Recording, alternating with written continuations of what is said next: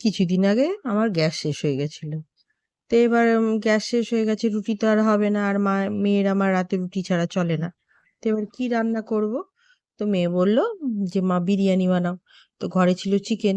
তো এবার চিকেনটাকে ওই জন্য সকালবেলাতে ম্যারিনেট করে রেখে দিয়েছিলাম। ওই চিকেনের মশলা, দই, তেল, সামান্য নুন, বিরিয়ানির মশলা, মিঠা আতর, কেওড়া জল, গোলাপ জল সব মাখিয়ে রেখে দিয়েছিলাম ফ্রিজে। তারপরে সন্ধেবেলায় বার করলাম। আর এদিকে আলুটা প্রথমে ভেজে নিলাম, একটু ফুড কালার দিয়েছিলাম রঙের জন্য।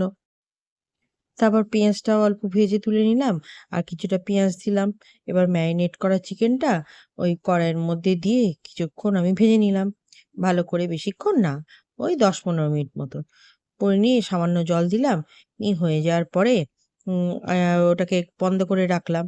এবার তো আমার একটাই রান্না করার জায়গা, ওই ইন্ডাকশন, গ্যাস তো নেই। এবার ওইটাকে নামিয়ে এবার চালটা সিদ্ধ করতে দিলাম। চালটা মোটামুটি হাফ সিদ্ধ হওয়ার পর, মানে 50%, বেশি নয়, সিদ্ধ হওয়ার পর ওটাকে তুলে নিলাম। কিছুটা জলও আলাদা করে রাখলাম। কিছুটা জল বলতে ভাত সেদ্ধ করার ওই মাড় অল্প আলাদা করে রেখে তার মধ্যে একটু ফুড কালার দিলাম, আর ওই বিরিয়ানি মশলা, মিঠা আতর, কেওড়ার জল, গোলাপ জল একসাথে মিশিয়ে রেখে দিলাম, এটা আলাদা করে। তারপর চালটা ওপর থেকে সাতটা আধে হাফ সিদ্ধ হয়ে যাওয়ার পর চালটা ওপর থেকে ওই আর কি ছড়িয়ে দিলাম আর কি। তো আলুটা আর আলাদা করে ওঠাইনি, ওই যা ছিল তার উপরেই ছড়িয়ে দিয়েছিলাম ভাতটা। আর তারপর ঘি, 1 চামচ ঘি, তারপর ওই যেটা ফুড কালার দিয়ে করে রেখেছিলাম জলের মধ্যে, সেটা দিয়ে দিলাম, পেঁয়াজটা দিয়ে দিলাম, দিয়ে মোটামুটি 20 মিনিট মতো আর কি ইন্ডাকশনটা জ্বালিয়ে রেখেছিলাম, আর 40 মিনিট বন্ধ করে রেখেছিলাম। ব্যাস, আমার বিরিয়ানি হয়ে গেল।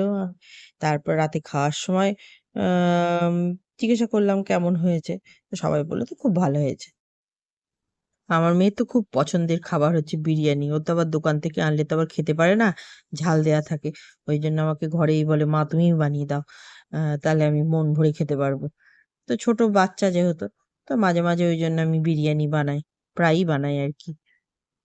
একবার মটন বিরিয়ানিটাও ট্রাই করতে হবে, বেশিরভাগ চিকেনই বানাই।